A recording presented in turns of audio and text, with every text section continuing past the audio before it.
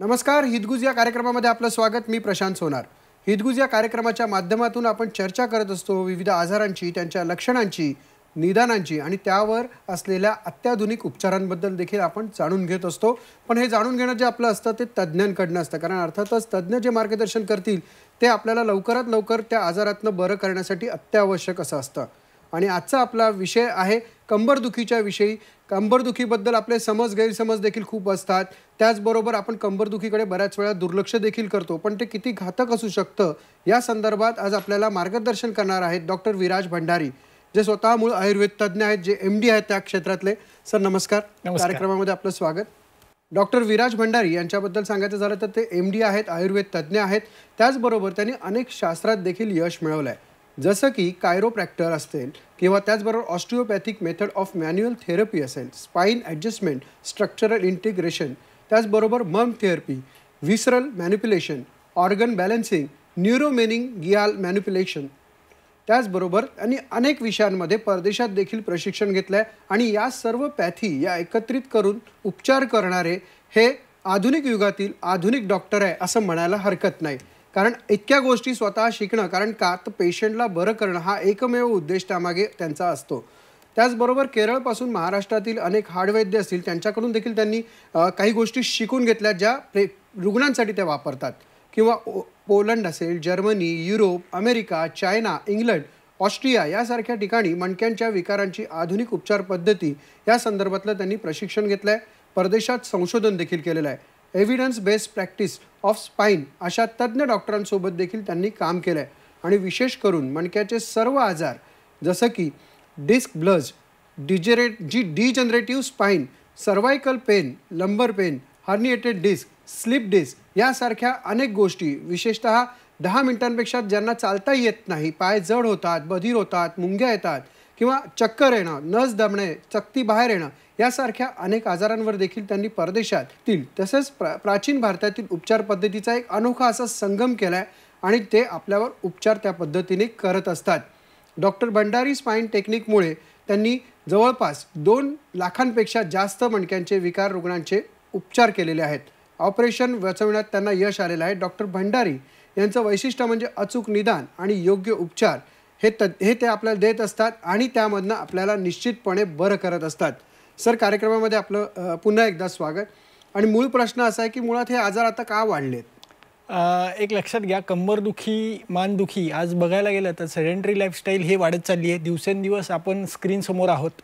त्याचबरोबर व्यायामाचा अभाव आहे आणि त्याचसोबत एखाद्या वेळेस आपण कष्टाची कामं जी आहेत किंवा घरातली आवरण्याची कामं ती माणसं 6 महिन्यातनं किंवा 3 महिन्यातनं एका दिवशी सण आला तर करायला जातो आणि त्यामध्ये कुठेतरी झटका बसतो आणि झटका बसला की ती गादीही बाहेर येते. पहिलं कारण हे आहे. दुसरं कारण आहे अतिसाहस. बऱ्याच वेळा बरेच लोक जिमिंगला जातात किंवा नवे उत्साहाने डिसेंबर संपला की किंवा आता वर्ष जसं एप्रिल गुढीपाडवा संपला तर वर्ष जसं चालू झालं की लगेच माणूस उत्साहाने एखादा व्यायामाचा प्रकार करायला जातो आणि तो इतक्या प्रमाणात करतो की त्याला समजत नाही आहे की ते चुकीचं आहे का बरोबर आहे. त्याचबरोबर तिसरी गोष्ट आहे काहीतरी उचलणं, पटकन झटका बसणं, अशी काहीतरी मुवमेंट करणं, एका सेकंदामध्ये 3 मुवमेंट करणं आणि त्यामुळे मणक्याची चकती ही दबली जाते आणि ती बाहेर पडते. चौथं कारण जे आहे ते म्हणजे पोश्चर. आपण सकाळी उठल्यापासून झोपेपर्यंत बऱ्याच हालचाली करतो. हालचाली करत असताना टॉर्क आणि फोर्स चुकतो आणि झटका बसतो आणि त्यातनं गादीला कुठेतरी इजा होते. ही प्रामुख्याने कारणं आहेत. त्याचबरोबर आपला आहार, बऱ्याच वेळा लोक चुकीच्या पद्धतीने जेवण करतात किंवा अति जेवण करतात किंवा जेवण मुळीच करत नाहीत. नुसतं दिवस हा त्यांचा चहा किंवा वडापाववर जातो आणि त्यामुळे न्यूट्रिशनल पदार्थ शरीरात न मिळाल्यामुळे शरीराचा उदान हा तयार होत नाही, ताकद तयार होत नाही आणि त्याच्यामुळे मणक्यातली ताकद ही कमी होत जाते. मणक्याची झिजणं हा प्रकार होतो आणि त्यातनं मणक्याच्या आजाराला सुरुवात होते. डॉक्टर, मणक्यांचे आजार जे आहेत, स्लीप डिस्क असेल किंवा लंबर स्पॉन्डिलायटिस असेल, तर यावरती आधुनिक किंवा प्राचीन भारताच्या उपचार पद्धतीचा जो तुम्ही संगम केलेला आहे तो कशा पद्धतीने तुम्ही अंमलात आणता? सगळ्यात पहिलं बघितलं पाहिजे ते निदान जे आहे, निदान खूप महत्त्वाचं आहे. जोपर्यंत एखादा मणक्याचा रुग्णाचं निदान होत नाही तोपर्यंत ट्रीटमेंट देऊन काही उपयोग होत नाही. आम्ही प्राचीन भारतामध्ये कुठलाही रुग्ण आल्यानंतर त्याची नाडी परीक्षा ही पहिली केली जात होती. त्यामध्ये आम्ही धातूंची परीक्षा, त्याचबरोबर दोषांची परीक्षा, शरीरात दोष कशा पद्धतीने आहेत, कसे वाढलेत, कमी झालेत, त्याचबरोबर धातू कमी झालेत, वाढलेत, त्याचं आत्ताचं वय आणि त्या कोणत्या ऋतूमध्ये आलेला आहे आणि तो कोणत्या राज्यामधनं आला आहे, कोणत्या देशामधनं आला आहे, तो कुठे राहतो, त्याचं कामाचं स्वरूप काय आहे, हे सगळं त्याच्यामध्ये बघितलं जातं. त्यांचा मानसिक स्थिती त्याची कशी आहे, लहानपणापासून आत्तापर्यंत त्यांनी कशा प्रकारची कामं केलेली आहेत, त्याचा मनाची ठेवण कशी आहे, मनाची धाटणी कशी आहे. त्याचबरोबर पेशंटला उभं राहून चेक केलं जातं. चारी बाजूनी पेशंटची पुढची बाजू, पेशंटची मागची बाजू, पेशंटची राईट लॅटरल, लेफ्ट लॅटरल ही चेक केली जाते. पेशंटच्या मुवमेंट कशा आहेत, पॅटर्न कसा आहे, गेट पॅटर्न कसा आहे, त्याची ग्रॅव्हिटी कशी आहे. त्याचबरोबर जिलेट टेस्ट करतो आम्ही, ज्याच्यामध्ये मणक्याची गादी ही कुठे, मणका हा पिचकला गेला आहे का, कुठे मणक्याची गादी ही बाहेर गेली आहे का, हे आम्ही चेक करतो. त्याचबरोबर हे नर्वोस्कोप नावाचं मशीन आहे. हे मानेच्या पहिल्या मणक्यापासून ते माकड हाडापर्यंत लावलं जातं आणि ते लावत असताना पेशंटची गादी ही कुठनं बाहेर आली, उजव्या दिशेने बाहेर आहे, डाव्या दिशेने बाहेर आहे, हे चेक केलं जातं. त्याचबरोबर दोन मणक्यातलं अंतर कसं आहे, मसलचं टेस्टिंग केलं जातं की कोणते मसल हे ओव्हर ॲक्टिव्ह आहेत, कोणते मसल हे ॲक्टिव्ह नाही आहेत, हे सगळं चेक करून पेशंटचं निदान केलं जातं की नक्की त्रास हा मसलमुळे आहे, नक्की त्रास हा ऑर्गनमुळे आहे. पेशंटच्या डोक्यावरती पेशंट आल्यानंतर आम्ही हात ठेवतो आणि चेक करतो की पेशंटला होणारा मणक्याचा त्रास हा न्यूरोमेनिंजियल म्हणजे डोक्यावरती हात ठेवल्यानंतर सेरेब्रोस्पायनल फ्लुइड जे आहे ते कुठे मिसअलाइन आहे का, ड्युरामॅटर मिसअलाइन आहे का, कुठे त्याचे सूचर्स मिसअलाइन आहेत का, हे सगळं चेक केलं जातं. त्याचा रिदम चेक केला जातो. त्याच्यानंतर ऑर्गन कुठले मिसअलाइन आहेत का, जसं की किडनी, स्प्लीन, पॅनक्रिया, डिओडिनम हे कुठेतरी तिथले लिगामेंट टाईट होतात आणि त्याच्यामुळे मणक्याच्या आजाराला सुरुवात होते. त्याचबरोबर आम्ही पेशंटचे पाठीच्या पहिल्या मणक्यापासून माकड हाडापर्यंत सगळे मणके चेक करतो की उजव्या दिशेने बाहेर आलेत, डाव्या दिशेने बाहेर आलेत का, दोन्ही दिशेने ते मागच्या साईडला आलेत का पुढे गेलेत, हे सगळं चेक केलं जातं आणि त्याच्यावरती निदान केलं जातं की हा मणक्याचा त्रास पॅथॉलॉजिकल आहे, पोश्चरल आहे, मेकॅनिकल आहे आणि त्याचबरोबर हा त्रास जो आहे पेशंटला किती दिवसापासून होतो आहे, कशा पद्धतीने होतो आहे, त्या पेशंटचा एक्सरे चेक केला जातो. एक्सरे चेक केल्यानंतर पेशंटचं ऑब्च्युरेटर फोरामेन जे आहे ते चेक केलं जातं. सॅक्रोइलियक जॉईंट चेक केला जातो. स्पायनस प्रोसेसेस ज्या आहेत त्या स्पायनस प्रोसेसेस ज्या आहेत त्या चेक केल्या जातात की त्या एका लाईनमध्ये आहेत का, का त्या पुढे गेल्यात, उजवीकडे गेल्यात, डावीकडे, हे सगळं आपण एक्सरेमध्ये चेक करतो. त्यासोबत MRI बघतो पेशंटने आणलेला की MRIची गादी ही कुठून बाहेर पडली, उजव्या दिशेने बाहेर आहे, डाव्या दिशेने बाहेर आहे, त्याचा एपिकॅनॉल किती आहे, लिगामेंटम फ्लॅवम ॲट्रोपी आहे का, डिस्क हर्निएशन आहे, पोट्रुजन आहे, हे सगळं चेक केलं जातं आणि पेशंटला पहिल्याच दिवशी सांगितलं जातं जर पेशंट बरा होणार असेल तर त्याला आपण ट्रीटमेंटची दिशा देतो, बरा होणार नसेल तर त्याला काय करायचं हे सजेशन दिलं जातं. नक्कीच डॉक्टर, तुम्ही एवढं सखोलपणे हे सांगितलं. अर्थात हे सखोलपणे केल्यानंतर रुग्ण हा बरा होणारच आहे, पण रुग्ण जो बरा झालेला आहे त्यांनी काय आपलं मनोगत व्यक्त केलं हे निश्चित बघूया. नमस्ते, मी किरण साबळे. माझं वय आहे 41.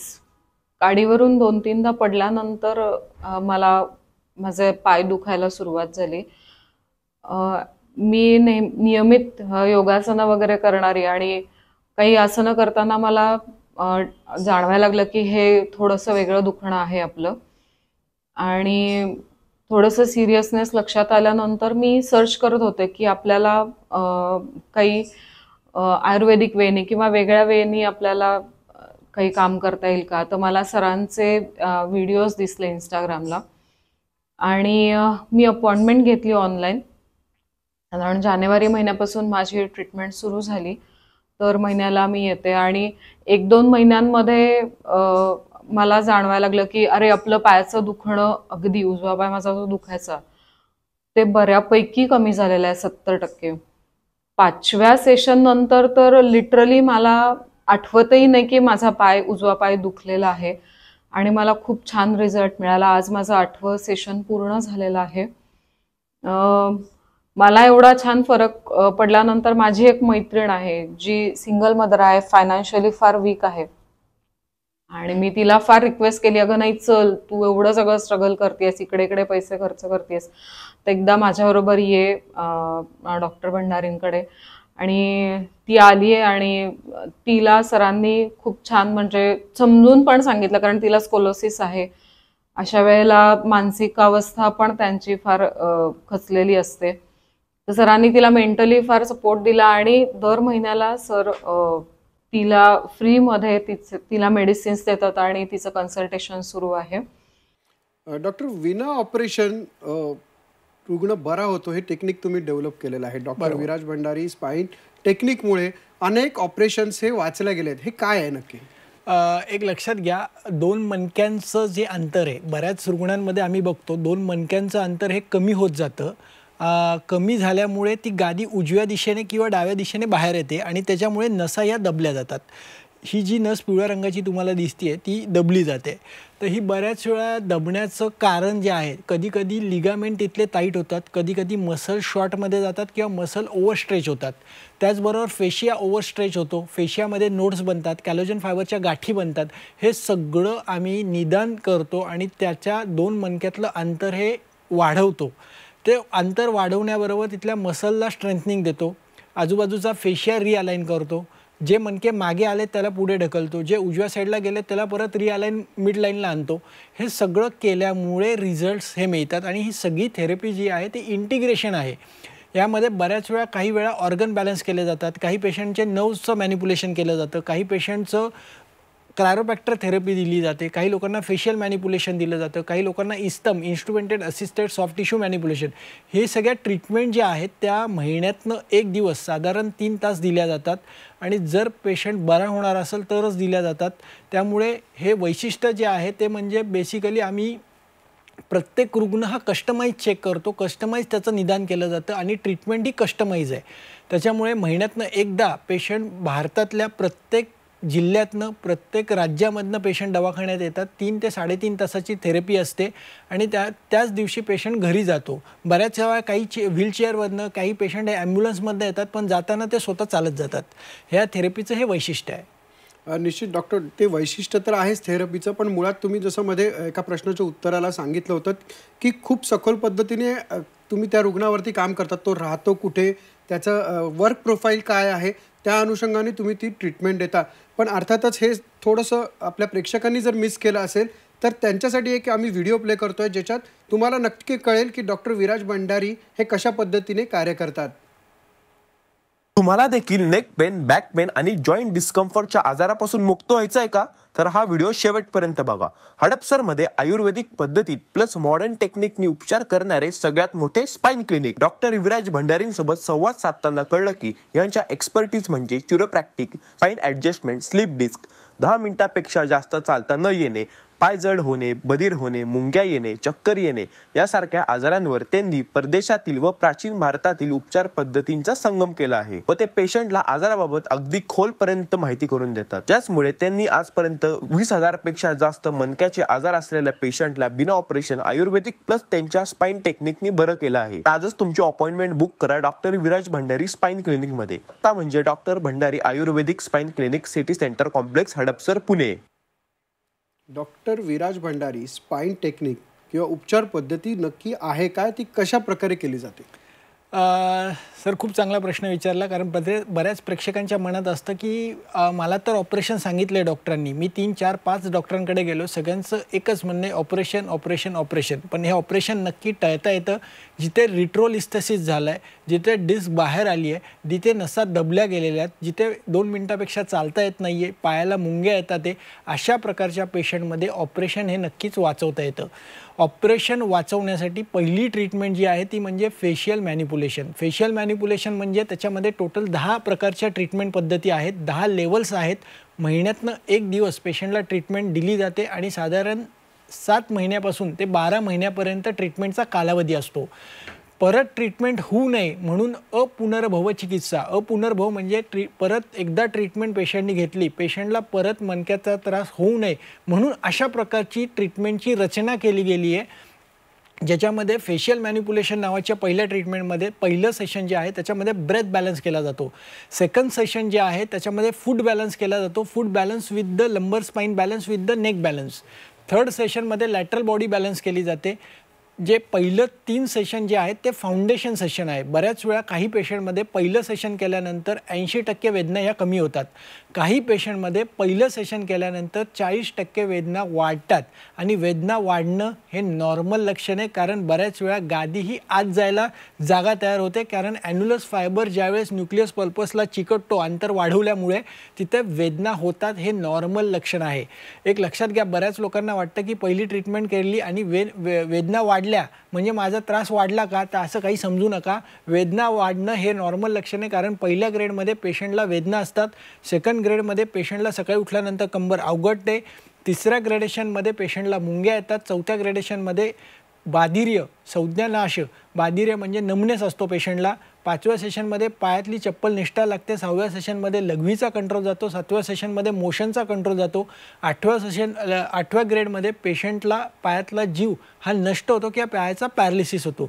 पण जसा पेशंट बरा होतो, प्रत्येक महिन्यामध्ये किंवा प्रत्येक ट्रीटमेंटनंतर पेशंटला बधीरपणा असेल तर पेशंटला मुंग्या चालू होतात, मुंग्या जातात, पेशंटचं दुखणं येतं, दुखणं कमी होतं, अवघडतो, त्यानंतर काही दिवस कंबरेत दुखणं राहतं आणि पेशंट पूर्णपणे बरा होतो. पेशंटचा आपण दर 3 महिन्यांनी एक्सरे रिपीट करतो, त्या एक्सरेमधले चेंजेस चेक केले जातात की पेशंटचा बिफोर एक्सरे आणि आफ्टर एक्सरेमध्ये काय बदलले. त्याचबरोबर 7व्या ते 8व्या महिन्यात MRI रिपीट केला जातो आणि चेक केलं जातं की एपिकॅनॉल डायमीटर किती चांगला झाला आहे.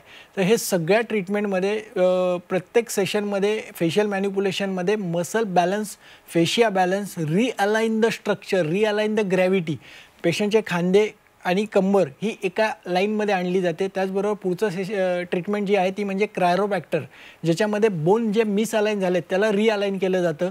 तिसरं ट्रीटमेंट जी आहे त्यामध्ये इन्स्ट्रुमेंटेड असिस्टेड सॉफ्ट टिश्यू मॅनिप्युलेशन, अमेरिकेचे प्रोब्स आहेत, त्या प्रोबने जिथे जिथे गाठी झाल्यात त्या गाठी नोड्स सोडवल्या जातात, लिम्फ नोड सोडवले जातात. त्याचबरोबर रोबोटिक डिकॉम्प्रेशन नावाच्या ट्रीटमेंट्स आहेत, ज्याच्यामध्ये ॲटोमॅटिक पेशंटच्या जी काही गादी बाहेर आली आहे ते ॲटोमॅटिक मशीन त्या गादीमधलं अंतर वाढवतं. हे खूप सुंदर ट्रीटमेंट आपण इंटिग्रेशन केलेले आहेत की पेशंट लवकरात लवकर बरा व्हावा आणि त्याचबरोबर पेशंटला परत हा त्रास होऊ नये. त्याचबरोबर योगा सेशन आपण देतो.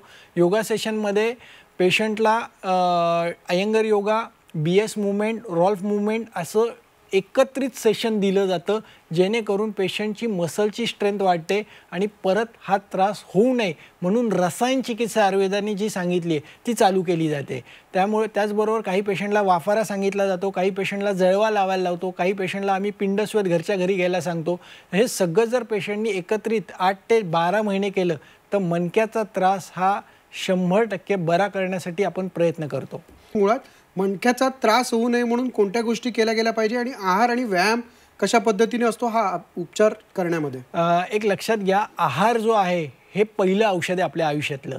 कारण एक लक्षात घ्या, आपण मनुष्य जन्माला आला की पहिलं आईचं दूध पितो, त्यानंतर थोडा मोठा झाला की एक सेमी सॉलिड सेमी लिक्विड मुगाची खिचडीपासून आपण चालू करतो. जसं जसं मोठं होत जातो आपण तसं तसं आहार हा वेगवेगळ्या पद्धतीने वेगवेगळ्या राज्यातला, वेगवेगळ्या देशातला, वेगवेगळ्या गावामधला आहार हा वेगळा वेगळा आहे. बघा, तुम्ही गाव बदललं की मसाला बदलतो, त्याची टेस्ट बदलते. काही लोक तिखट खातात जास्त प्रमाणात, काही लोकांचा आहार हा फक्त नॉनव्हेज आहे, काही लोकांचा आहार हा फक्त व्हेज आहे. तरी आपला भारत हा वेगवेगळ्या संस्कृतीने बनलेला देश आहे. त्याच्यामुळे ज्या देशामध्ये आपण वाढलेलो आहोत, ज्या कुळामध्ये आपण वाढलेलो आहोत, ज्या जीनमध्ये आपण तयार झालेलो आहोत, तशा प्रकारचा तुमच्या आजी आजोबांनी जो आहार खाल्लेला आहे तो आहार तुम्ही खावा. बऱ्याच वेळा काही लोक काय करतात, नॉनव्हेज खात नसतात आणि ते पूर्ण व्हेजिटेरियन लोकांना वाटतं की आपण नॉनव्हेज खावं का, नॉनव्हेज लोकांना वाटतं की आपण व्हेजिटेरियन व्हावं का. तर एक लक्षात घ्या, तुमच्या कुळाने जे काही खाल्लेलं आहे, तुमच्या कुळाने आजपर्यंत जे काही केलं आहे तशा प्रकारचा आहार तुम्हाला खायचा आहे, पण तो 2 बैठकीत खायचा आहे. सकाळचं जेवण 9-9:30 वाजता, संध्याकाळचं जेवण 6:30-7 वाजता करा. त्याचबरोबर षडरसात्मक आहार, ज्या ऋतूमध्ये जे पिकतं, ज्या गावात जे पिकतं, ज्या गावात ज्या प्रकारचा भाजीपाला तयार होतो ते अन्न हे आपल्यासाठी औषध आहे. नक्कीच. म्हणजे ह्या सगळ्या गोष्टी जर फॉलो केल्या तर ह्या आजारांचं आपल्याला दिसणारच नाहीत आणि त्यामुळे उपचार करायचा काही संबंध येणार नाही आणि उपचार करायची वेळ आली तर doctor Viraj Bhandari spine technique आपल्याला यामध्ये निश्चित उपयोगी ठरू शकतं. डॉक्टर, पण तुम्ही जे काही सगळं सांगितलं त्यावरती अजून एका रुग्णाची प्रतिक्रिया आपण पाहायची आहे. हरे कृष्णा, नमस्कार. माझं नाव जीवनज्योती माने. मी वल्लभनगर पिंपरी येथे राहते आणि विराज भंडारी सरांबद्दल आता मला बोलायचं म्हटलं तर मी इतकी बोलेन. त्यांचा पत्ता मला मिळाला तो यूट्यूबवरून आणि रील्स अशी पाहता पाहताय ना, मी सरांचं पाहिलं एक रील्स आणि सर्च केलं तर ते अगदी माझ्या भगवंताच्या कृपेने ते पुण्यामधलंच निघालं, हडपसरीतलं. मला 15 वर्षापासूनचा त्रास होता, जे back pain, knee pain, neck pain, काय म्हणाल तेवढं कमी.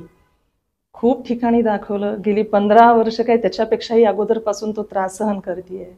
सगळी आयुर्वेदिक औषधं, होमिओपॅथी, ॲलोपॅथी सगळे कुठं गेले नाही ते विचारा.